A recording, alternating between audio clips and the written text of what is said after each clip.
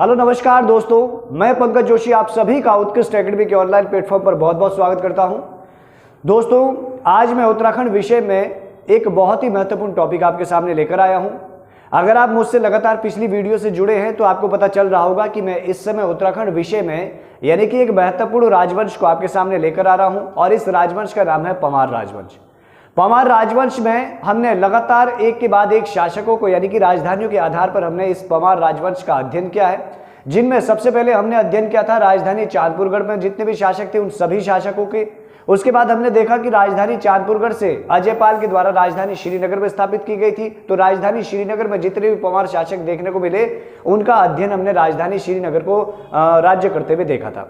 इसके साथ साथ दोस्तों, राजधानी श्रीनगर में हमने वो राजधानी श्रीनगर के आखिरी जो शासक थे यानी कि राजा प्रद्युम्न शाह, उनका जो खुड़बुड़ा का युद्ध था या फिर गोरखों के विरुद्ध जो उन्होंने युद्ध लड़ा था सन 1804 ईस्वी का, उस युद्ध पर हमने आखिरी बार चर्चा की थी राजधानी श्रीनगर में। और उसके पश्चात यहाँ पर राजा प्रद्युम्न शाह शहीद हो जाते हैं और फिर उत्तराखंड में गोरखों का आधिपत्य स्थापित हो जाता है। 1815 ईस्वी तक उत्तराखंड में गोरखों का आधिपत्य रहा और फिर उसके पश्चात दोस्तों अंग्रेजों की सहायता से फिर से राजा सुदर्शन शाह यानी कि प्रद्युम्न शाह के जो पुत्र थे उनके द्वारा फिर से पंवार राजवंश की एक बार नींव रखी गई थी। और इस बार ये जो नींव रखी उन्होंने राजधानी श्रीनगर में ना होकर राजधानी टिहरी में इस बार पंवार राजवंश स्थापित हुआ। और वहीं पर राजधानी जो टिहरी की है वहां पर लगातार हम एक के बाद एक शासकों का अध्ययन करते जा रहे हैं और इसी क्रम में आज हम लोग पहुंच चुके हैं एक और महत्वपूर्ण शासक में, और इन शासक का नाम है दोस्तों राजा कीर्ति शाह। राजा कीर्ति शाह सन 1892 ईस्वी से सन 1913 ईस्वी तक पंवार राजवंश की गद्दी पर देखने को मिलेंगे। और इतने कम टाइम पीरियड में दोस्तों हम लोग जानेंगे कि आखिर में कितने बहुत सारे इन्होंने कार्य करके चले गए थे।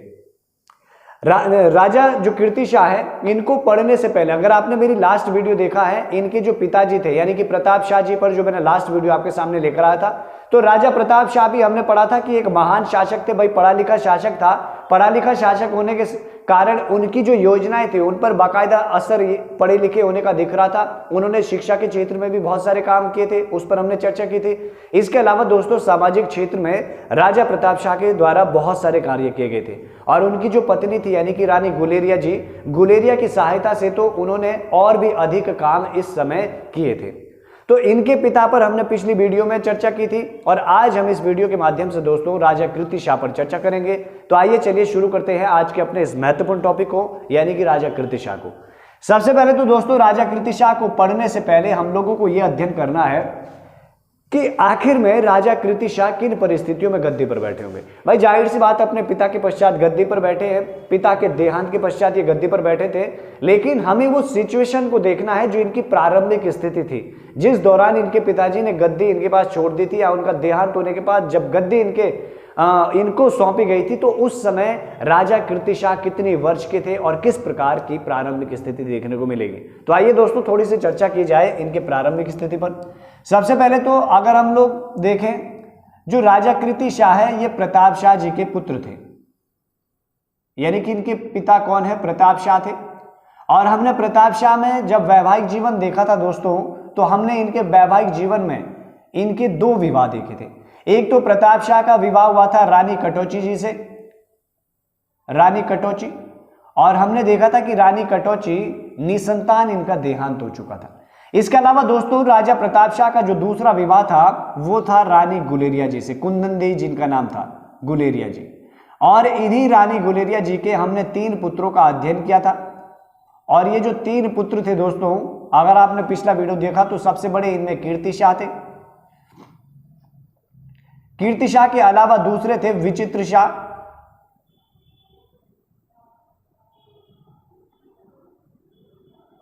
विक्रम शाह, और विक्रम शाह के अलावा अगले पुत्र थे सुरेंद्र शाह।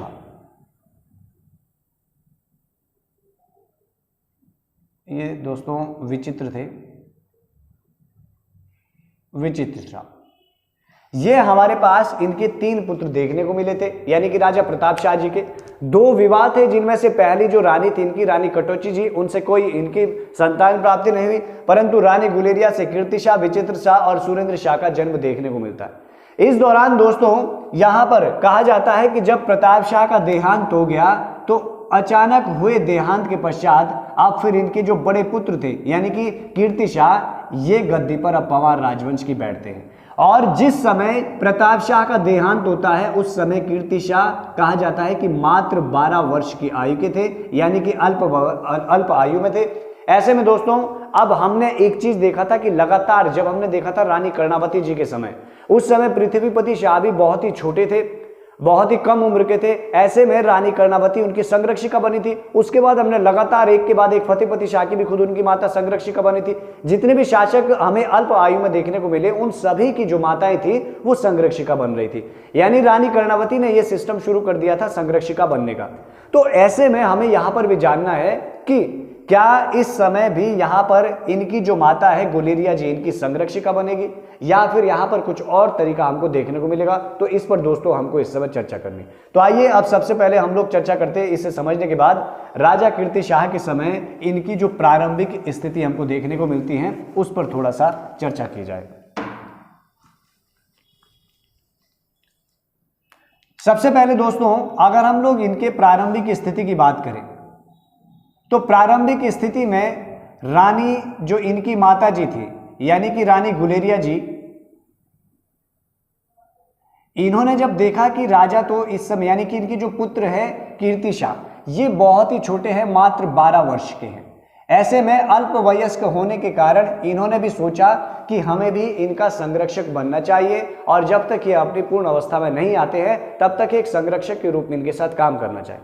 ऐसे में दोस्तों कहा जाता है कि रानी गुलेरिया ने जो इनके चाचा थे यानी कि किसके, राजा कीर्ति शाह के चाचा और प्रताप शाह के जो भाई थे जिनका नाम था विक्रम शाह, इन्होंने विक्रम शाह को इनका संरक्षक नियुक्त कर दिया।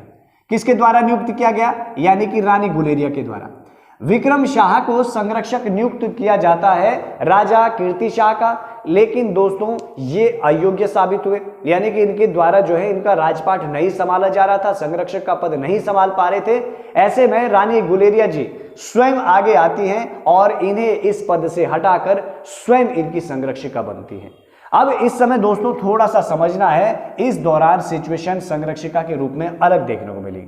होता क्या है कि रानी गुलेरिया जी जब इनकी संरक्षिका बनती हैं तो संरक्षिका बनने के पश्चात इनको जो है जो राजपाट है उसकी देखभाल में समस्या आ रही होगी। ऐसे में जब समस्या उत्पन्न हो गई तो फिर इन्होंने एक विचार बनाया कि क्यों ना मैं अपनी सहायता के लिए भी एक संरक्षण समिति का गठन करूं।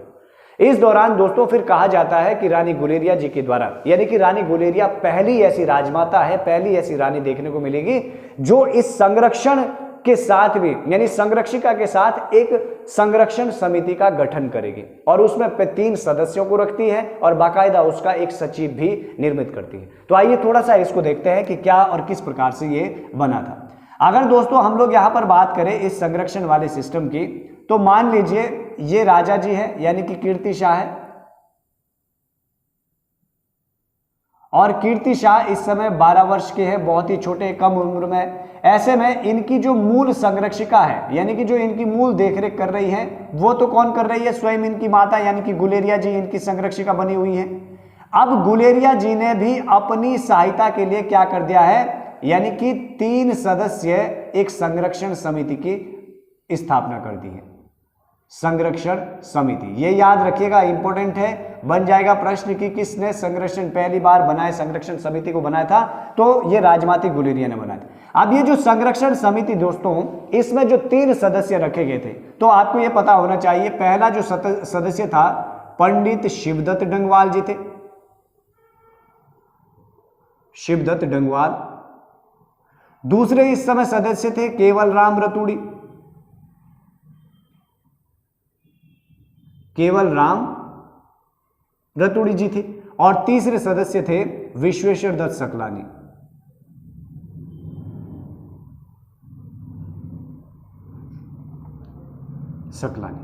ये तो दोस्तों तीनों की तीनों यानी कि इस संरक्षण समिति के क्या हो गए, सदस्य हो गए। और खुद संरक्षिका कौन है, यानी कि राजमाता गुलेरिया। इन्होंने अपने सहायता के लिए इन तीनों को क्या बनाया है, एक संरक्षण समिति के रूप में नियुक्त कर दिया है। 3 सदस्य थी। और साथ ही साथ आपको याद रखना है कि ये जो संरक्षण समिति थी, इस संरक्षण समिति के जो सचिव थे, मोस्ट इंपोर्टेंट, इन्होंने सचिव भी बनाए थे, यानी कि जो सेक्रेटरी थे इस काउंसिल के, वो दोस्तों एक बंगाल के व्यक्ति थे, रघुनाथ भट्टाचार्य। तो आपको ये याद रखना है, रघुनाथ भट्टाचार्य ये इस काउंसिल के सचिव थे, या फिर आप लोग कह सकते हैं कि इस काउंसिल के जो है सेक्रेटरी थे। तो इस तरह से राजमाता गुलेरिया ने, यानी कि जब इन्हें लगा कि जो इनके चाचा थे इनके द्वारा संरक्षण का पद सही से नहीं संभाला जा रहा है, तो ऐसे में स्वयं आगे आती है रानी गुलेरिया जी, और गुलेरिया स्वयं संरक्षिका बनेगी और संरक्षिका के लिए या फिर अपनी सहायता के लिए एक संरक्षण समिति का भी गठन करेगी।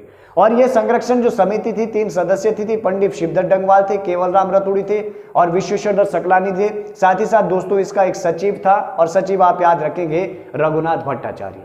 तो इस तरह से यानी कि राजा कीर्तिशाह जब 12 वर्ष की आयु में गद्दी पर बैठते हैं, तो एक तरह से इनको संरक्षित किया गया इस संरक्षिका के द्वारा और इस संरक्षण समिति के द्वारा। इस समय दोस्तों लगभग 6 सालों के लिए, यानी कि 12 से लेकर, अभी देख लीजिए आप 12 वर्ष के हैं, 12 वर्ष से लेकर जब तक ये 18 वर्ष के नहीं होते हैं, यानी कि स्वयं अपना राज्य अभिषेक नहीं करवाते हैं, उस दौरान तक इन 6 वर्षों में राजपाट पूरा की पूरा राजमाता गुलेरिया के द्वारा देखा गया। इस समय दोस्तों ये जो राजमाता गुलेरिया के द्वारा जो पंवार राजवंश का प्रशासन टिहरी राजधानी में संचालित किया गया था गुलेरिया जी के द्वारा, तो इसी समय एक कथन मिलता है इनके बारे में या फिर इनके प्रशासन के बारे में, और ये मोस्ट इंपोर्टेंट है, इसे आप याद रखेंगे। संयुक्त प्रांत के लेफ्टिनेंट गवर्नर आप याद रखेंगे, और इनका नाम था दोस्तों अल्फ्रेड कॉलविन। अल्फ्रेड कॉलविन जी थे, और ये जो अल्फ्रेड कॉलविन जी है इन्होंने इस टाइम पीरियड में, यानी कि जब राजमाता गुलेरिया ने संरक्षिका के रूप में पंवार राजवंश को या कीर्तिशाह को संरक्षण दिया था, उस दौरान के टाइम पीरियड को दोस्तों इन्होंने तारीफ की है राजमाता गुलेरिया की, और कहा है कि गुलेरिया का जो प्रशासन है या फिर जो गुलेरिया का शासन इस समय चल रहा है, ये वास्तव में बहुत ही उत्तम शासन गढ़वाल में देखने को मिल रहा है। यानी कि उनकी प्रशंसा की थी इनके प्रशासन के बारे में। तो ये थोड़ा सा इंपॉर्टेंट है, प्रश्न बन जाएगा भाई, जो 6 सालों के बीच में यानी कि राजमाता गुलेरिया जी के द्वारा इस समय पंवार राजवंश का जो टिहरी में राज्य है इसकी जो देखरेख की गई है, तो इसकी प्रशंसा किसके द्वारा की गई है? तो आपको याद रखना है अल्फ्रेड कॉलविन जी जो संयुक्त प्रांत के लेफ्टिनेंट गवर्नर जी थे, इन्होंने भी इनकी प्रशंसा की थी। इसके अलावा दोस्तों थोड़ा सा आपको याद रखना है, इस दौरान जब राजमाता गुलेरिया जी यहाँ पर ये इस समय जो इस सिस्टम संभाल रही थी, सिस्टम को संभालने के पश्चात जब स्वयं गद्दी पर यहाँ पर राजा कीर्तिशाह बैठते हैं, तो उसके बाद राजपाट छोड़ने के पश्चात इन्होंने समाज के क्षेत्र में और धार्मिक क्षेत्र में बहुत सारे कार्य, जैसे आपको याद रखना है कि इन्हीं ने, यानी कि जो राजमाता गुलेरिया जी हैं, इन्होंने अपने सारे की सारे जो गहने थे उन गहनों को बेचकर या फिर अपने आभूषणों को बेचकर इन्होंने बद्रीनाथ, यानी 4 मंदिर आपको याद रखने, बद्रीनाथ के अलावा आप याद रखेंगे रंगनाथ, रंगनाथ के अलावा केदारनाथ, और केदारनाथ के अलावा आप याद रखेंगे गंगा माता। ये जो 4 मंदिर है दोस्तों, इन चारों मंदिरों का पुनर्द्वार राजमाता गुलेरिया के द्वारा करवाया था। इसके अलावा दोस्तों साथ ही साथ इन्होंने एक यहां पर जो है धर्मशाला का निर्माण भी करवाया था। तो ये सारी चीजें भी आपको याद रखनी है। प्रश्न बन जाएगा कि निम्न में से किस राजमाता के द्वारा या फिर किस रानी के द्वारा भाई बद्रीनाथ, रंगनाथ, केदारनाथ और गंगा माता का जो मंदिर है, इन मंदिरों का फिर से पुनर्द्वार करवाया गया था। तो ये राजमाता रानी गुलेरिया के द्वारा करवाया गया था। तो ये था राजमाता गुलेरिया का सिस्टम, यानी कि इनके अंतर्गत जो भी काम हुए या जब तक ये संरक्षिका के पद पर बनी रही, उस दौरान किस प्रकार से गढ़वाल राज्य को संचालित किया गया, उस पर हमने इस समय प्रकाश डाला। अब इसके बाद दोस्तों अब हमें करना है अध्ययन, यानी कि राजा कीर्तिशाह के बारे में। कीर्तिशाह कब अपना राज्याभिषेक करते हैं और राज्याभिषेक करने के पश्चात फिर किस प्रकार से ये कार्य करते हैं, उस पर हमारी एक एक करके चर्चा होगी। तो आइए चलिए अब हम लोग अध्ययन करेंगे, यानी कि जब कीर्तिशाह स्वयं गद्दी पर बैठते हैं, तो गद्दी पर बैठने के पश्चात किस प्रकार से किस तिथि को अपना राज्याभिषेक करवाते हैं और उसके पश्चात क्या क्या कार्य देखने को मिलेंगे राजा कीर्तिशाह के।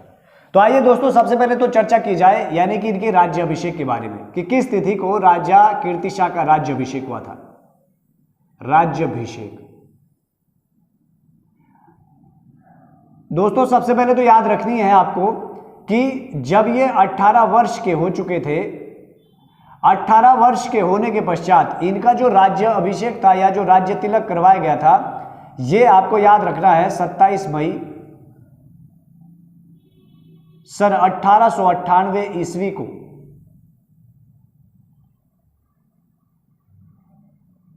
राज्य अभिषेक करवाया था इनके द्वारा। यानी कि राजा कीर्ति शाह इससे पहले तो ये संरक्षिका या फिर संरक्षण समिति के अंतर्गत रहे। इस दौरान दोस्तों जब ये 18 वर्ष के पूर्ण हो जाते हैं तो फिर स्वयं का ये अपना राज तिलक करवाते हैं 27 मई सन 1898 ईस्वी को। और इसके बाद दोस्तों कहा जाता है कि जो ये इनके लिए संरक्षण समिति बनी थी, इस समिति को इन्होंने फिर हटा दिया था। यानी कि समाप्त इस पद को खत्म नहीं करवाया, इन्होंने कहा कि अब मैं अपना राजपाट स्वयं देख सकता हूं, आप जो है अब इसकी जरूरत मुझे नहीं है, इसे आप हटा दीजिए। तो यहां तक था राजमाता गुलेरिया जी का रोल, यानी कि उस संरक्षण समिति का रोल। अब इसके बाद स्वयं 18 वर्ष की आयु में गद्दी पर बैठने के बाद यानी कि राज तिलक करवाने के पश्चात राजा कीर्ति शाह स्वयं निर्णय लेते हैं और फिर एक के बाद एक कार्य हमको देखने को मिले। दोस्तों यहां पर राजा कीर्ति शाह में मैं ज्यादातर आपको इनके बारे में हिस्टोरिया नहीं बताऊंगा, यहां पर आप अपने हाथ में कलम रखिएगा और कॉपी रखिएगा, क्योंकि इनके बारे में बहुत सारे इन्होंने इतने सारे कार्य किए हैं, वो चाहे शिक्षा के क्षेत्र में हो, वो चाहे सिर्फ सामाजिक सुधार में हो, या फिर इनकी जो उपाधियां या उपलब्धियां हो, इतनी सारी हैं कि आप लोग बस अपने हाथ में कलम उठाइए। मैं यहाँ पर एक एक करके आपको विस्तार से शिक्षा के क्षेत्र में भी इनकी सारी चीजें उपलब्धियां लिखता रहूंगा और जो सामाजिक क्षेत्र में इनके द्वारा कार्य किए गए हैं उनको भी लिखता रहूंगा। तो आप मेरे साथ उन सब चीजों को अपने साथ लिखते रहिए, क्योंकि मोस्ट इंपोर्टेंट है, इनसे प्रश्न कभी भी बन सकते हैं। महान शासक थे, पढ़ा लिखा शासक था, अपने पिता से भी और ज्यादा एजुकेशन प्राप्त करने के पश्चात और यहां से बाहर यानी कि मेई कॉलेज से शिक्षा ग्रहण करने के पश्चात इनके कार्यों में भी वो देखने को मिल जाता है दोस्तों। तो आइए चलिए अब शुरुआत करते हैं, यानी कि इनके प्रारंभिक समय की बात। सबसे पहले तो दोस्तों हम लोगों को यह पता चल चुका है कि भाई इनका राज्य तिलक यानी कि इन्होंने अपना राज्याभिषेक कब करवाया, कितने वर्ष के थे और किस तिथि को इनका राज्याभिषेक हुआ। राज्य अभिषेक होने के पश्चात थोड़ा सा हम लोग इनके वैवाहिक जीवन पर भी प्रकाश डालते हैं, यानी कि इनका वैवाहिक जीवन किस प्रकार का रहा। वैवाहिक जीवन, अगर वैवाहिक जीवन की बात की जाए तो इन्होंने भी 2 विवाह किए थे, और ये जो 2 विवाह थे, पहला तो राजमाता यानी कि रानी नेपालिया जी से इनका विवाह हुआ था, नेपालिया, और दूसरा विवाह आप याद रखेंगे रानी बिष्टियानी जी से, रानी बिष्टियानी जी। ये जो राजमाता यानी कि जो रानी नेपालिया जी हैं, रानी नेपालिया में एक चीज आप मोस्ट इंपोर्टेंट याद रखिएगा, ये दोस्तों जो नेपाल के पीएम थे यानी कि प्रधानमंत्री थे, उनके नेपाल के प्रधानमंत्री थे जंग बहादुर जी, इनके जो पुत्र थे, इनके पुत्र की पुत्री थी यानी कि रानी नेपालिया। हम लोग समझ सकते हैं कि जंग बहादुर की क्या थी, पौत्री थी। तो एक चीज तो आपको ये याद रखनी है, प्रश्न बन सकता है भाई किस पवार शासक का विवाह नेपाल के जो प्रधानमंत्री थे जंग बहादुर की पौत्री से हुआ था, तो आपको याद रखना है राजा कीर्ति शाह का विवाह हुआ था। एक चीज आप समझ गए हैं। और इसके अलावा अगर प्रश्न बने कि जो रानी नेपालिया है इनसे किस पुत्र का जन्म हुआ था, तो आपको याद रखना है जो आगे गद्दी पर बैठेंगे यानी कि नरेंद्र शाह जी। तो नरेंद्र शाह का जन्म यानी कि राजमाता नेपालिया से हुआ था। अगर हम लोग बात करें बिष्टियानी जी का, तो बिष्टियानी जी से दोस्तों सुरेंद्र शाह का जन्म हुआ था, सुरेंद्र शाह। कहीं कहीं पर इनका नाम प्रमोद शाह भी मिलता है, तो इसे आप देख लीजिएगा, सुरेंद्र शाह, प्रमोद शाह, ये दोनों ही उल्लेख मिलते हैं। लेकिन मोस्ट इंपोर्टेंट आपको जो याद रखना है वो ये वाला है, क्योंकि आगे चलकर गद्दी पर भी राजा यही बनेंगे नरेंद्र शाह। तो प्रश्न बन सकता है कि नरेंद्र शाह की माता का नाम क्या था या किनके पुत्र थे, तो नरेंद्र शाह कीर्ति शाह और रानी नेपालिया के पुत्र थे। और ये जो रानी नेपालिया है ये नेपाल के प्रधानमंत्री जंग बहादुर जी की पौत्री थी, ये चीज आपको ध्यान रखना। तो ये थोड़ा सा हम लोगों ने चर्चा की यानी कि कीर्ति शाह के वैवाहिक जीवन पर। अब हमको चर्चा करनी है मोस्ट इंपोर्टेंट यानी कि कीर्ति शाह के कार्यों पर। कीर्ति शाह के कार्यों में दोस्तों हम लोग दो तरीके से इनके कार्यों को देखेंगे। सबसे पहले तो यानी कि शिक्षा के क्षेत्र में इनकी शिक्षा पर पहले चर्चा करेंगे कि भाई इनकी शिक्षा कहां से हुई थी, और उसके बाद चर्चा करेंगे इनके द्वारा शिक्षा के क्षेत्र में दिया गया उल्लेखनीय योगदान। उस पर चर्चा होने के पश्चात फिर हम लोग देखेंगे कि आखिर में इन्होंने समाज के लिए क्या काम किया या अपनी प्रजा के लिए इनका क्या उल्लेखनीय योगदान था। फिर हम लोग इनके सामाजिक हित में जो इन्होंने कार्य किए हैं उस पर चर्चा करेंगे। उसको जानने के पश्चात फिर हम लोग चर्चा करेंगे यानी कि इन उपलब्धियों के लिए अंग्रेजों के द्वारा इनके लिए दी गई जो उपाधियां थी, फिर उन उपाधियों पर भी चर्चा होगी। इसके साथ साथ इन्हीं के टाइम पीरियड में जो कुछ यहाँ पर विद्रोह वगैरह देखने को मिलेंगे या फिर इनकी जो आर्थिक स्थिति या फिर वनों के प्रति इनका किस प्रकार का दृष्टिकोण होगा उस पर भी हमारी चर्चा होगी। तो आइए चलिए चर्चा करते हैं यानी कि राजा कीर्तिशाह के कार्यों पर। अब दोस्तों आप लोग सबसे पहले तो अपने पास कॉपी बिल्कुल बनाए रखें, कॉपी और पेन को, क्योंकि इनके कार्यों में बहुत सारे हम लोग कार्य जानेंगे और देखेंगे कि क्या क्या कार्य किए। अगर हम लोग इनके कार्य की बात करें, राजा कीर्तिशाह के कार्य की बात, तो कार्य में सबसे पहले हम लोग दोस्तों चर्चा करेंगे यानी कि शिक्षा व शिक्षा के क्षेत्र में कार्य। शिक्षा के क्षेत्र में कार्य सबसे पहले तो हम लोग चर्चा करेंगे इनकी स्वयं की शिक्षा पर, यानी कि इनकी जो अपनी शिक्षा दीक्षा है ये कहां से हुई और कितने ज्यादा पढ़े लिखे थे और किन किन का इन्हें जो है किस किस चीज के ये ज्ञाता थे। तो सबसे पहली तो बात दोस्तों आपको याद रखनी है, इनकी जो शिक्षा हुई थी, मोस्ट इंपोर्टेंट प्रश्न बन सकता है, इनकी शिक्षा अजमेर में जो मेय कॉलेज था इस कॉलेज से इनकी शिक्षा प्राप्त हुई थी। प्रश्न बन जाएगा कि निम्न में से किस पंवार शासक ने अजमेर के मेय कॉलेज से शिक्षा प्राप्त की थी, तो आपको याद रखना है राजा कीर्तिशाह की। इसके अलावा ये इतने तेज थे पढ़ने में कि इन्हें वहां पर इनके लिए बाकायदा जो वहां पर उस समय तत्कालीन जो प्रिंसिपल थे उनके द्वारा भी इनके लिए कथन आया था कि ये जो है मैथ्स और इंग्लिश के पहले से ही प्रख्यात जो है बुद्धिमान है। इस दौरान दोस्तों यहां पर जो अगर इनके रिकॉर्ड की बात की जाए यानी कि शिक्षा के दौरान, स्कूली शिक्षा के दौरान इनकी बात की जाए तो कहा जाता है कि इन्हें इस स्कूल में 3 स्वर्ण पदक और 11 रजत पदक इन्होंने शिक्षा में यहां पर प्राप्त किए थे। तो सबसे पहले तो आपको याद रखना है इनकी शिक्षा पर स्वयं पर चर्चा हो रही है कि भाई अजमेर के मेय कॉलेज में इन्होंने शिक्षा प्राप्त की। इसके अलावा 3 स्वर्ण पदक और 11 रजत पदक इन्होंने प्राप्त किए थे शिक्षा के क्षेत्र में। साथ ही साथ अगर हम लोग बात करें तो आपको याद रखना है ये संस्कृत के अलावा हिंदी के साथ साथ अंग्रेजी, उर्दू, फ्रेंच, इन सभी भाषाओं के बहुत ही अच्छे ज्ञाता थे दोस्तों। इनके पिता पर हम पहले ही चर्चा कर चुके, इनके पिता भी पढ़े लिखे शासक थे, यानी कि अंग्रेजी के भी ज्ञाता थे, हिंदी के भी ज्ञाता थे और फारसी के भी ज्ञाता थे। वो तो अंग्रेजी, संस्कृत, फारसी के ज्ञाता थे, लेकिन ये इनके पुत्र और आगे बढ़ जाते हैं। भाई ये संस्कृत के भी है, हिंदी के भी है, अंग्रेजी के भी है, उर्दू के भी है और फ्रेंच के भी ज्ञाता है। यानी कि सबसे ज्यादा पढ़ा लिखा शासक इन्हीं को माना जाता है पंवार राजवंश में। इसके अलावा दोस्तों अगर हम लोग यहां पर और बात करें तो इन्होंने या फिर इन्हें खगोल विद्या और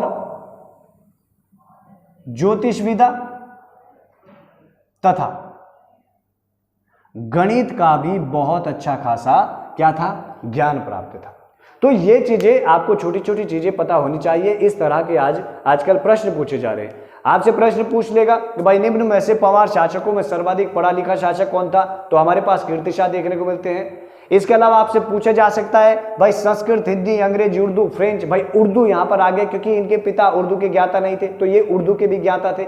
इसके साथ साथ आपसे प्रश्न बन जाएगा कि क्यों कौन सा पंवार शासक खगोल विद्या, ज्योतिष विद्या और गणित में भी अच्छे ज्ञाता थे, बुद्धिमाता थे, तो ये आपको याद रखना है राजा कीर्तिशाह थे। तो ये तो दोस्तों हम लोगों ने चर्चा की इस समय स्वयं इनकी शिक्षा पर। भाई अजमेर के मेय कॉलेज से पढ़कर आ रखे हैं, पढ़ाई के दौरान 3 स्वर्ण पदक, 11 रजत पदक भी धारण किए हैं। इसके अलावा संस्कृत, हिंदी, अंग्रेजी, उर्दू, फ्रेंच के ज्ञाता है। साथ ही साथ खगोल विद्या के भी ज्ञाता है, ज्योतिष विद्या के भी ज्ञाता है, गणित के भी अच्छे खासे ज्ञाता है। तो इतनी सारी भरकम चीजें होने के कारण, इतने सारी चीजों के ज्ञाता होने के कारण जाहिर सी बात है शिक्षा के क्षेत्र में भी इनका योगदान देखने को मिलेगा। तो आइए अब हम लोग एक एक करके ध्यान से देखते हैं कि भाई इन्होंने शिक्षा के क्षेत्र में क्या योगदान दिया था इस क्षेत्र में। तो अब हम लोग वहीं पर चर्चा करेंगे। सबसे पहले तो दोस्तों अगर शिक्षा के क्षेत्र में इनकी बात की जाए तो पहला पॉइंट तो यही रहेगा कि इन्होंने टिहरी में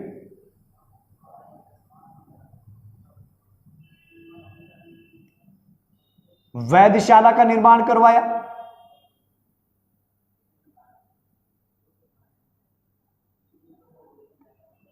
टिहरी में वैधशाला का निर्माण करवाया। इसके अलावा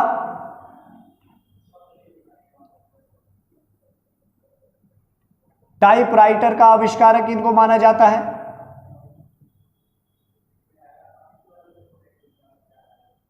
आप लोग मेरे साथ लिखते रहे, इंपॉर्टेंट चीजें सारी यहां पर समझाने वाली कोई चीजें नहीं है, बस यहां से इंपॉर्टेंट ये है कि भाई क्या क्या इन्होंने किया। समझ गया। तो पहली बात, टिहरी में प्रश्न बन जाता है वैधशाला का निर्माण किसके द्वारा करवाया गया, टाइपराइटर का आविष्कारक किसके द्वारा या फिर किसके द्वारा किया गया। इसके साथ साथ दोस्तों सन 1891 में टिहरी में इन्होंने प्रताप हाई स्कूल का निर्माण करवाया। और दोस्तों अगर पिछला वीडियो आपने मेरा देखा है जब मैंने प्रताप शाह को पढ़ाया था, तो ये जो प्रताप हाई स्कूल है इसी को पहले अंग्रेजी स्कूल बनाया था किसके द्वारा, प्रताप शाह के द्वारा 1883 में। और आगे चलकर इन्हीं के द्वारा फिर जो इनके पुत्र थे कीर्ति शाह, उन्हीं के नाम पर इसे अब क्या कर दिया गया, प्रताप हाई स्कूल कर दिया गया। तो प्रताप हाई स्कूल इसे कब कर दिया गया, यानी कि 1891 में किया गया। इसके अलावा शिक्षा के क्षेत्र में अगर इनकी और बात की जाए तो 1907 में इन्होंने Campbell boarding house, Campbell boarding house की स्थापना की। इसके साथ साथ आप याद रखेंगे सन 1909 ईस्वी में हीबेड संस्कृत, टिहरी में ही इसकी भी स्थापना की थी, हीबेड संस्कृत पाठशाला, हीबेड संस्कृत पाठशाला का निर्माण करवाया। इसके साथ साथ दोस्तों मोस्ट इंपोर्टेंट शिक्षा के क्षेत्र में कहा जाता है कि ये ऐसे पवार शासक थे जिन्होंने जितनी भी पट्टियां थी इनके क्षेत्र में, उन सभी पट्टियों में इन्होंने प्राइमरी पाठशालाएं स्थापित की थी और लगभग इन्होंने 25 प्राइमरी पाठशालाएं स्थापित करवाई थी। इसके साथ साथ श्रीनगर में जो कॉलेज था वहां उस हॉस्टल के लिए दोस्तों इन्होंने 13,000 रुपए भी दान में दिए थे। तो आपको क्या याद रखना है, पहली बात याद रखना है कि इन्होंने लगभग 25 प्राइमरी पाठशाला इसका निर्माण करवाया था। और साथ ही साथ दोस्तों आप याद रखेंगे राजकीय विद्यालय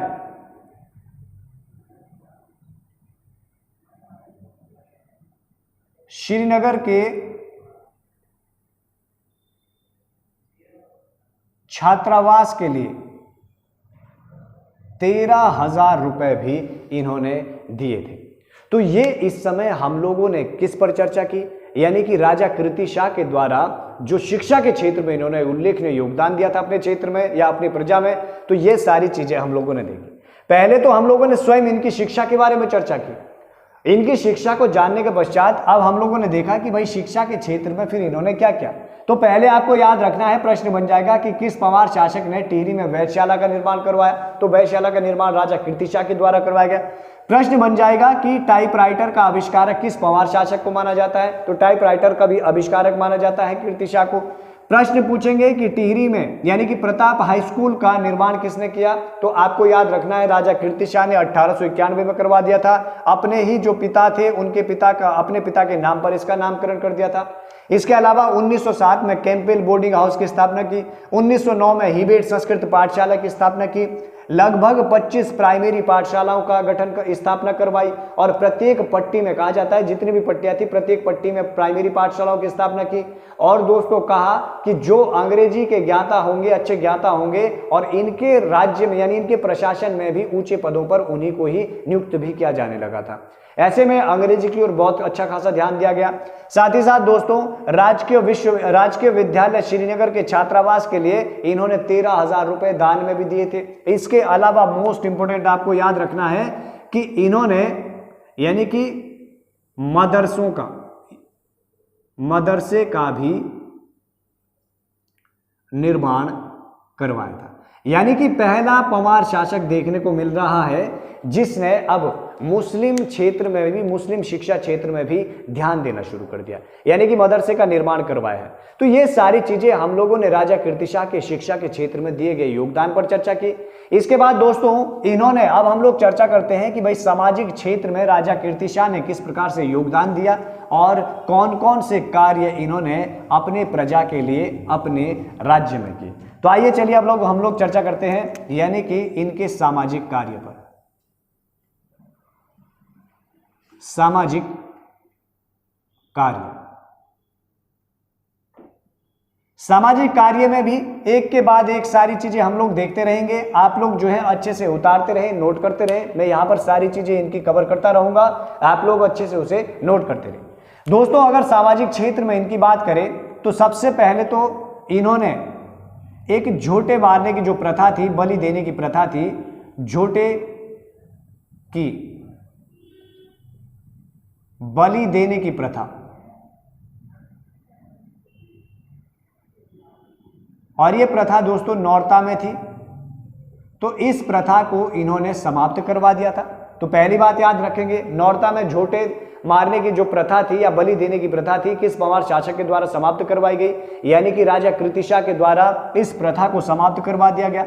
इसके अलावा मोस्ट इंपोर्टेंट दोस्तों आपको याद रखना है कि राजा कीर्तिशाह, देखो इससे पहले हमने इनके पिता पर चर्चा की थी। इनके पिता ने भी समाज के क्षेत्र में यानी कि अपने प्रजा के क्षेत्र में बहुत सारे काम किए। हमने देखा था बहुत सारी कुप्रथाओं को भी राजा प्रताप शाह ने हटा दिया था अपनी रानी की सलाह से, जिनमें से खेण पाला विषय जैसी प्रथाएं थी। इसके साथ साथ हमने देखा था कि जो राजा प्रताप शाह थे उन्होंने निम्न जातियों के लिए बहुत बड़ा काम किया था, यानी कि निम्न जातियों को जो बेचा और खरीदा जाता था, दास बनाया जाता था, वो सिस्टम उन्होंने समाप्त किया और दलितों को भूमि भी दिलवाई थी। वो काम किया था इनके पिताजी ने। लेकिन अब अगर हम इनकी बात करेंगे तो इन्होंने काम किया था महिलाओं के क्षेत्र में। महिलाओं के क्षेत्र में इस समय क्या काम किया था, तो एक चीज तो आप ये याद रखेंगे कि इस दौरान दोस्तों यानी कि पहाड़ी क्षेत्र था, पहाड़ी क्षेत्र उत्तराखंड, यहां से जो मैदानी भाग से लगे हुए लोग थे इनको जो है यहां की महिलाओं को बेचा जाता था, खरीदा जाता था। ऐसे में इन्होंने इसके खिलाफ एक्शन लिया। जो निर्धन कन्याएं होती थी उन्हें यहां से जो है शादी विवाह या खरीद के जो है निचले शहरी प्लेन वाले क्षेत्रों में लिया जाता था। ऐसे में इस समस्या का इन्होंने समाधान किया, यानी कि यहाँ की जो कन्याएं जिन्हें खरीदा और बेचा जाता था इन पर रोक लगा दी। इसके अलावा दोस्तों जो निर्धन कन्या थी, पहला पंवार शासक है जिसने उनके विवाह की सहायता के लिए स्पेशली उसका एक राहत कोष का भी गठन करवाए कि भाई जो निर्धन कन्या होगी उनके विवाह यहाँ के राजकोष से कुछ हिस्सा देकर उनका विवाह करवा जाएगा। तो आइए थोड़ा सा इस पर देखते हैं कि यानी कि किस प्रकार से इन्होंने महिलाओं के क्षेत्र में काम किया। पहला तो आपको याद रखना है कि निर्धन जो कन्या है, निर्धन कन्याओं के विवाह हेतु आर्थिक सहायता देने की शुरुआत की। यह पहला पंवार शासक है जिसने निर्धन कन्याओं के विवाह हेतु आर्थिक सहायता देने की शुरुआत की। एक चीज आप याद रखेंगे, और दूसरी चीज आप याद रखेंगे, धन के लालच में, धन के लालच में प्रदेश ले जा रही लड़कियों पर रोक लगाई। यानी कि धन के लालच में जो लोग निर्धन लोग थे अपनी जो है पुत्रियों को जो है बेच देते थे और फिर जो है प्लेन क्षेत्रों में उन्हें लिया जाता था, प्रदेश शब्द इस्तेमाल किया गया था, दूसरे प्रदेशों में लिया जाता था। ऐसे में दोस्तों इस समस्या यानी कि इस समस्या को देखते हुए इस पर इन्होंने रोक लगा दी थी। ऐसे पहले पंवार शासक है जिन्होंने लड़कियों के क्षेत्र में भी, ऐसी लड़कियों के क्षेत्र में भी जो है काम किया है, यानी कि वैवाहिक क्षेत्र में भी काम किया है निर्धन लड़कियों के लिए, कन्याओं के लिए। और फिर जो इस तरह से धन के लालच में बाहर प्रदेश ले जा रही जो लड़कियां थी, कन्याएं थी, उन पर भी इनके द्वारा रोक लगा दी थी या फिर दोस्तों सख्ती की गई थी। इसके साथ साथ आपको याद रखना है कि ये पहले नरेश है, पहले नरेश जिन्होंने टिहरी में बिजली, ये भी मोस्ट इंपोर्टेंट है, बिजली की सुविधा दी। यानी कि प्रश्न बन सकता है कि किस पंवार शासक के द्वारा अपनी प्रजा के लिए टिहरी में बिजली की सुविधा की शुरुआत की गई थी? तो बिजली की जो शुरुआत है वो भी दोस्तों राजा कीर्तिशाह के समय। इसके अलावा आपको याद क्या रखना है, यानी कि पहले नरेश है जिन्होंने नगर पालिका की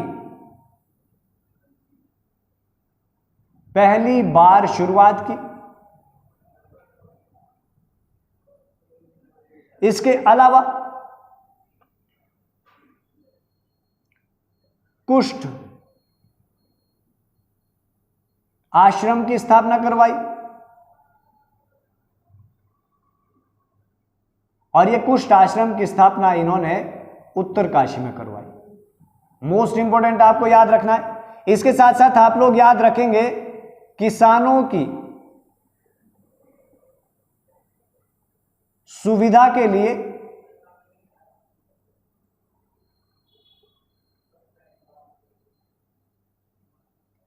₹2,00,000 से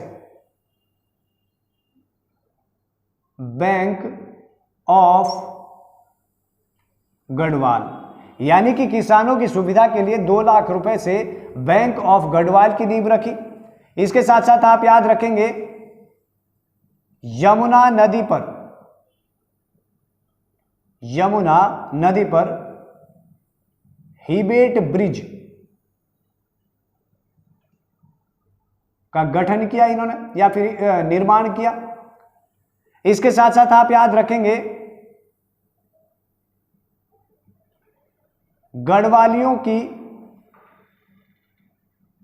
एक सेपर्स कंपनी या फिर आप लोग कह सकते हैं कि पलटन, इसका दोस्तों इन्होंने क्या किया, गठन किया। तो ये हम लोग इनके सामाजिक क्षेत्र में काम देख रहे हैं और भी बहुत सारे इन्होंने काम किए हैं। कौन कौन से कामों पर चर्चा हो चुकी है भाई? ये पहला याद रखना है कि झोटे की, जो नौरता में झोटे मारने की, बलि देने की प्रथा थी, इस प्रथा को समाप्त करी गई इनके द्वारा। निर्धन कन्याओं को विवाह हेतु आर्थिक सहायता देने की शुरुआत करने वाला पहला पंवार शासक है। धन के लालच में प्रदेश ले जा रही लड़कियों पर रोक लगाने वाला पहला पंवार शासक है। पहले नरेश है जिन्होंने टिहरी में या फिर टिहरी जनता को बिजली की सुविधा दिलाई। इसके साथ साथ नगर पालिका की पहली बार शुरुआत करने वाला शासक है। कुष्ठ आश्रम की स्थापना उत्तरकाशी में कीर्तिशाह करवाता है। किसानों की सुविधा के लिए ₹2,00,000 से बैंक ऑफ गढ़वाल की स्थापना करता है। यमुना नदी पर हिबेट ब्रिज का निर्माण करवा दिया है। गढ़वालियों की एक सेपर्स कंपनी या फिर पलटन का भी इनके द्वारा निर्माण करवाया गया है। इसके अलावा दोस्तों अगर और बात करें तो आपको याद रखना है टिहरी में सन 1897 ईस्वी में रानी विक्टोरिया के आगमन पर, यानी कि इनका बर्थडे था, विक्टोरिया जी का हीरक जयंती थी, तो टिहरी में सन 1897 ईस्वी में रानी विक्टोरिया के आगमन पर इन्होंने घंटा घर का भी निर्माण करवाया था।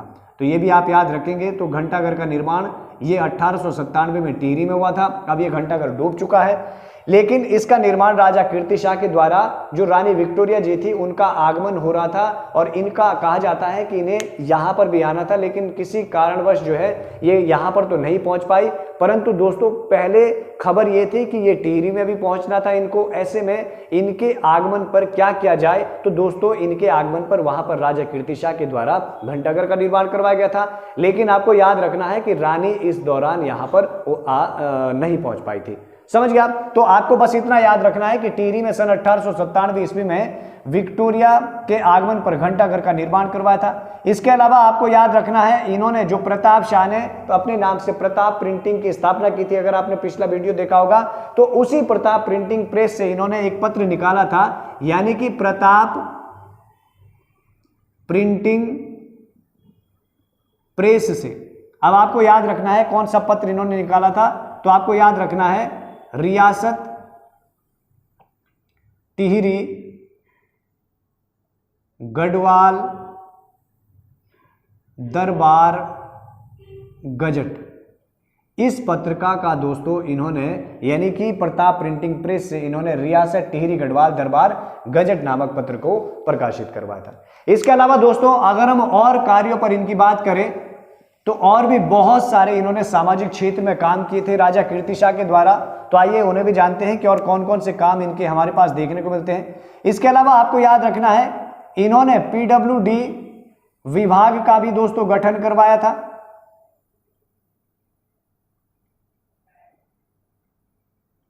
पीडब्ल्यूडी विभाग का गठन करवाया। इसके साथ साथ आपको याद रखना है हुजूर कोर्ट, जिसे चीफ कोर्ट भी कहा जाता था, इस कोर्ट का गठन भी राजा कीर्तिशाह के द्वारा करवाया था। साथ ही साथ आप याद रखेंगे टिहरी में जो पुराना दरबार था, पुराना दरबार का मतलब यहां पर दोस्तों जब मैंने आपको सुदर्शन शाह के बारे में पढ़ाया था तो उस दौरान हमने देखा था कि राजा सुदर्शन शाह ने किस प्रकार से 700 रुपए से टिहरी को स्थापित करवाया था और उसी दौरान फिर उन्होंने अपना राजमहल भी बनवाया था वहां पर। उनके राजमहल बनते बनते क्योंकि आर्थिक स्थिति उतनी अच्छी नहीं थी, ऐसे में 30 वर्ष का समय लग गया था, तो उसे तो कहा गया पुराना दरबार। और इन्होंने दोस्तों उसी पुराना दरबार के स्थान पर नया दरबार बनाया, यानी कि नया राजमहल बनवाया। तो आपको दोनों चीज याद रखनी है। अगर कभी प्रश्न बने कि टिहरी में पुराना दरबार या पुराना राजमहल किसके द्वारा निर्मित किया गया, वो सुदर्शन शाह जी का था, और जो फिर उसके स्थान पर एक नया राजमहल बनाया या नया दरबार बनाया गया वो राजा कीर्ति के साथ। यानी कि टिहरी में पुराना दरबार के स्थान पर नया दरबार या फिर राजमहल, इसकी स्थापना भी राजा कीर्तिशाह के द्वारा की गई। इसके साथ साथ आप लोग याद रखेंगे सन 1896 में दोस्तों इन्होंने अपने ही नाम से कीर्ति नगर, यानी कि अपने ही नाम से कीर्ति नगर की स्थापना की। और अगर कभी और अंदर पूछ लेता है कि जो ये कीर्ति नगर है ये किस गांव में या कहां की गांव की जमीन पर बनाया था, तो आपको याद रखना है विलोली गांव की जमीन पर इन्होंने ये कीर्ति नगर को स्थापित करवाया था।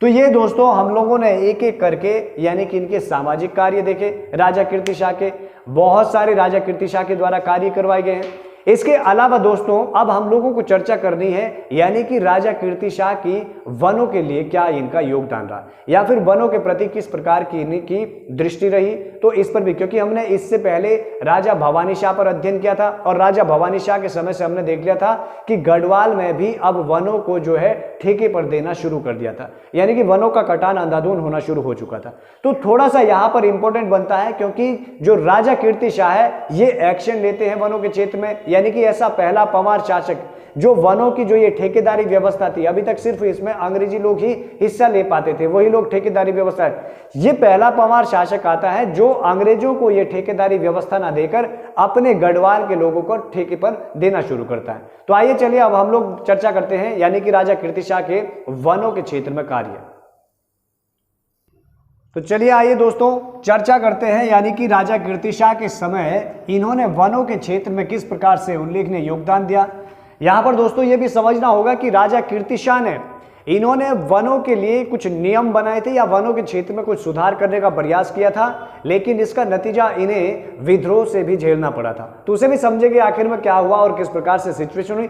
थोड़ा सा समझ लेते हैं यानी कि इनके समय अगर हम लोग वनों की बात करें तो वनों में अब यहां पर गढ़वाल में भी देखो, अगर कुमाऊं की बात करें, कुमाऊं में तो लगातार वनों का कटान चल रहा है, वहां पर कुमाऊं वाला क्षेत्र अंग्रेजों के अधीन है, अंग्रेज लगातार धड़ल्ले से वनों को काट रही है। अब ऐसे में गढ़वाल वाला जो क्षेत्र था, भाई भवानी शाह आर्थिक रूप से कमजोर हो गया था, तो उसने वनों को चुना फिर और वनों को ठेके पर देना शुरू कर दिया था, और लगातार गढ़वाल में भी, अब टिहरी रियासत में भी वनों का कटान तेजी से होने लगा।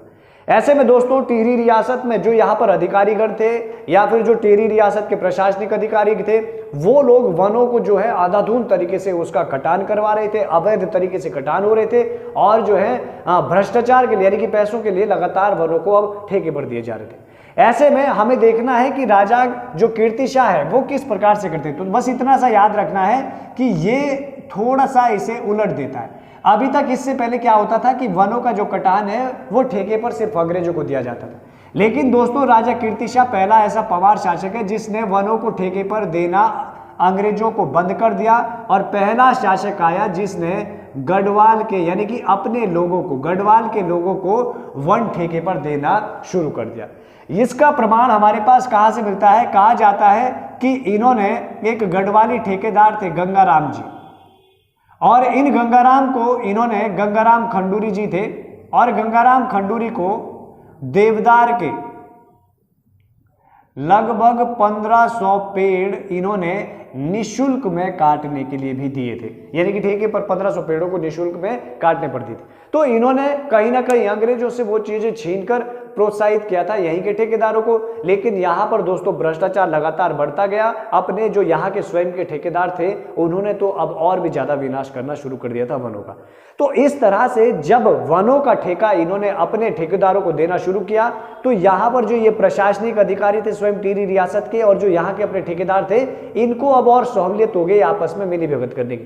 पहले तो अंग्रेज लोग थे, अंग्रेजों से आसानी से यहाँ के जो ये प्रशासनिक अधिकारीगण थे आसानी से जो मिली भगत नहीं कर पाते थे, लेकिन अब जब आम जनों को, अपने ही लोगों को ठेके पर वनों को देना शुरू कर दिया, तो भ्रष्टाचार इतना ज्यादा उत्पन्न हो गया कि इसी दौरान फिर राजा कीर्ति शाह के समय कुछ महत्वपूर्ण विद्रोह भी देखने को मिले, और ये जो विद्रोह वे सारे के सारे वनों से संबंधित इनके समय विद्रोह थे। तो आइए थोड़ा सा चर्चा करते हैं कि कौन कौन से इनके समय हमको विद्रोह देखने को मिले, और सारे के सारे विद्रोह दोस्तों कहीं ना कहीं वनों से जुड़े हुए थे। अगर हम लोग विद्रोह की बात करें तो थोड़े से मुख्य रूप से 4 विद्रोह इनके समय के इंपॉर्टेंट रहेंगे जिस पर हम लोग चर्चा करेंगे। इनमें से पहला विद्रोह आपको याद रखना है, इनके समय रवाई वाला विद्रोह हुआ था, रवाई व कड़ाकोट का विद्रोह। ये जो रवाई और कड़ाकोट का विद्रोह है ये 1901 में इनके टाइम पीरियड में हुआ था। दूसरा विद्रोह आप याद रखेंगे, ये तो मोस्ट इंपोर्टेंट है, कुणजी वाला, कुणजी का वन आंदोलन। इसे मैं वन आंदोलन में आपको पढ़ा चुका हूं, कुणजी का वन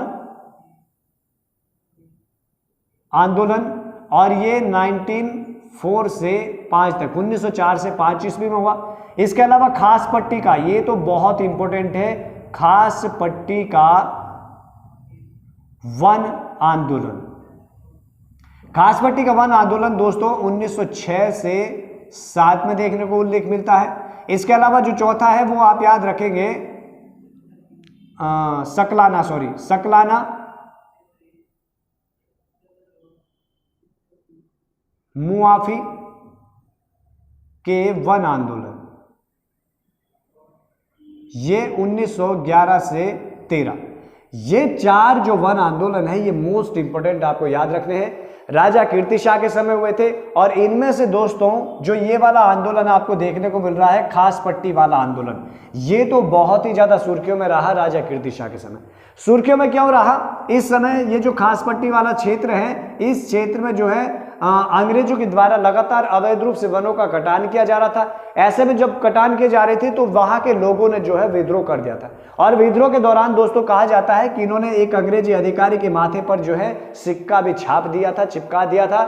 ऐसे में जब इस दौरान कहा जाता है कि इस समय यहाँ पर जो स्वयं राजा है टिहरी के कीर्ति शाह, वो यहाँ पर नहीं थे, लेकिन जब वापस आते हैं तो कहा जाता है कि उन्होंने फिर इन्हें जो है बिल्कुल अलग कर दिया था अपने राज्य से, और अपनी प्रजा से भी कह दिया था कि इनसे जो है खास पट्टी से कोई लेना देना नहीं है। और उसके अलावा कहा जाता है कि इसी आंदोलन के पश्चात 1906-7 के पश्चात जो भी घर बनाते थे गढ़वाल में वो खास पट्टी की तरफ अपने दरवाजे कभी नहीं रखते थे। इसके साथ साथ सुबह जो है अगर मॉर्निंग में उठते हैं तो अगर किसी ने खास पट्टी की तरफ देख लिया तो बड़ा अपशकुन माना जाता था।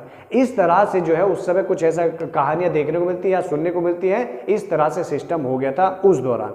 यानी कि खास पट्टी का जो विद्रोह था कीर्ति शाह को, क्योंकि भाई कीर्ति शाह या फिर जो जितने भी टिहरी रियासत है वो अंग्रेजों के भक्त रहे, अंग्रेजों के प्रति सहानुभूति बनी रही, अंग्रेजों के लिए काम करते रहे। ऐसे में यहाँ पर इन्होंने अंग्रेजों के विरोध आंदोलन किया था और अंग्रेजी अधिकारियों की बेइज्जती भी हो गई थी। तो फिर कीर्ति शाह ने इतना बड़ा कदम उठाया था, ऐसा कुछ उल्लेख भी मिलता है।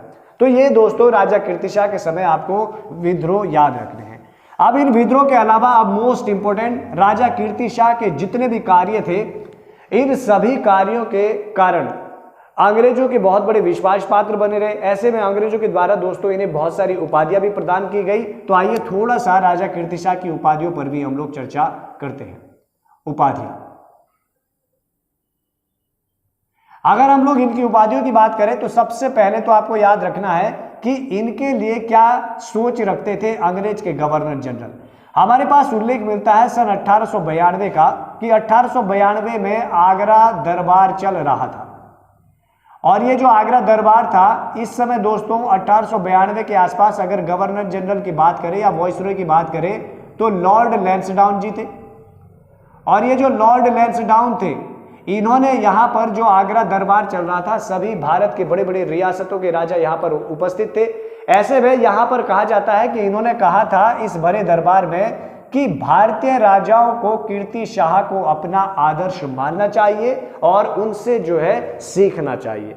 यानी कि राजा कीर्ति शाह के लिए भाई भारत के उस समय जो वॉइसरॉय थे लॉर्ड लैंसडाउन जी वो किस तरह की टिप्पणी या किस तरह की बात रखते हैं वो भी भारतीय राजाओं के सामने कि भाई भारतीय राजाओं को जो है राजा कीर्ति शाह से या राजा कीर्ति शाह को आदर्श मानना चाहिए और उनसे सीखना चाहिए। तो इतनी बड़ी बात अंग्रेजों ने इनके लिए कही थी, वो भी स्वयं वॉइसरॉय के द्वारा। इसके अलावा अंग्रेजों ने दोस्तों यानी कि सन 27 मई सन 1898 ईस्वी को आपको याद रखना है ब्रिटिश सरकार ने इन्हें कंपेनियन ऑफ इंडिया उपाधि प्रदान की थी। इसके अलावा आपको याद रखना है 9 नवंबर सन 1901 को ब्रिटिश सरकार ने इन्हें नाइट कमांडर की उपाधि दी गई थी। इसके अलावा आप याद रखेंगे 1903 को ब्रिटिश सरकार के द्वारा KCSI यानी कि कंपेनियन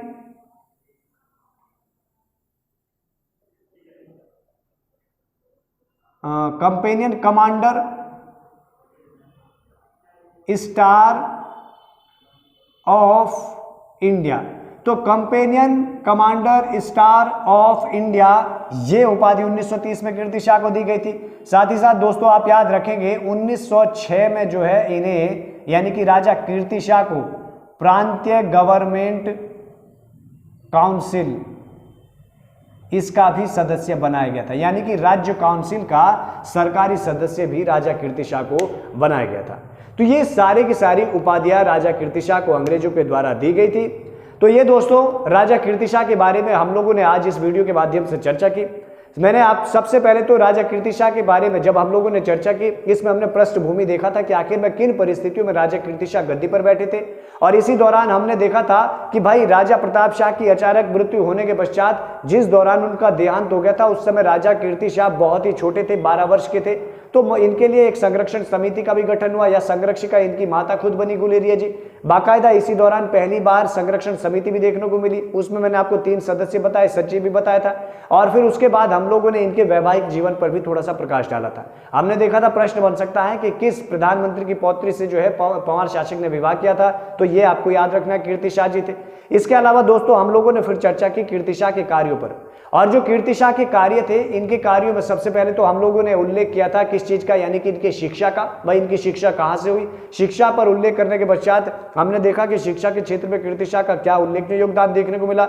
इसके अलावा दोस्तों सामाजिक क्षेत्र में यानी कि राजा कीर्तिशाह ने किस प्रकार से अपना उल्लेखनीय योगदान दिया, उस पर हम लोगों ने चर्चा की, और साथ ही साथ क्या क्या और घटनाएं घटित हुई उन सब पर हमने इस वीडियो के माध्यम से चर्चा की। इसके साथ साथ दोस्तों मैं आपको इस वीडियो के माध्यम से एक और भी जानकारी देना चाहूंगा कि हमारा जो है आप लोग लगातार मैसेज करते रहते हैं हमें कि YouTube पर जो है हमारी वीडियो नहीं दिख पाती है या फिर कम वीडियो आपको दिख रही है। तो दोस्तों मैं आपको बताना चाहूंगा कि YouTube पर हम लोग कम वीडियो ही अपलोड कर पाते हैं, और ये जो वीडियो है लगातार जो है ये हमारा इसका एक कोर्स बना है उत्तराखंड विषय का, और ये कोर्स हमारा दोस्तों ऐप पर उपलब्ध है। हमारा ऐप है जिसे आप डाउनलोड कर सकते हैं प्ले स्टोर से, यानी कि उत्कृष्ट एकेडमी देहरादून के नाम से आप प्ले स्टोर पर जाइए और प्ले स्टोर से आप इसे डाउनलोड कर सकते हैं। इस ऐप से आपको बहुत सारे लाभ मिल सकते हैं। क्या लाभ मिल सकते हैं? पहली बात, रोजाना वहां पर क्विज होती है निःशुल्क। हिंदी उत्तराखंड की जो आगामी परीक्षाएं स्पेशली उसके लिए हम लोग वहां पर क्विज करवाते हैं, तो आप क्विज रोजाना वहां पर कर सकते हैं। इसके अलावा बहुत सारा हम लोगों ने आगामी परीक्षाओं के लिए फ्री स्टडी मटेरियल वहां पर रखा है, उसका लाभ आप ले सकते हैं। और साथ ही साथ दोस्तों हमारे वहां पर स्टोर पर जाकर आपको आगामी परीक्षाओं के लिए प्रैक्टिस सेट की सीरीज भी देखने को मिल जाएगी। हमने वहां पर प्रैक्टिस सेटों की 15 प्रैक्टिस सेट की सीरीज रखी है, उसे आप देख सकते हैं। और इसके अलावा जो ये कोर्स है जो मैं आपको आपके सामने यूट्यूब में कुछ वीडियो लेकर आता हूं, इसका अगर आप कोर्स लेना चाहते हैं तो दोस्तों आप हमारे स्टोर में जा सकते हैं और वहां पर जो है डेमो देखने के पश्चात अगर आपको पसंद आता है तो आप हमारे इस कोर्स को परचेज भी कर सकते हैं। तो इस वीडियो में दोस्तों इतना ही है, बाकी मिलूंगा आपको एक अगली वीडियो में। तब तक के लिए दोस्तों नमस्कार, जय हिंद।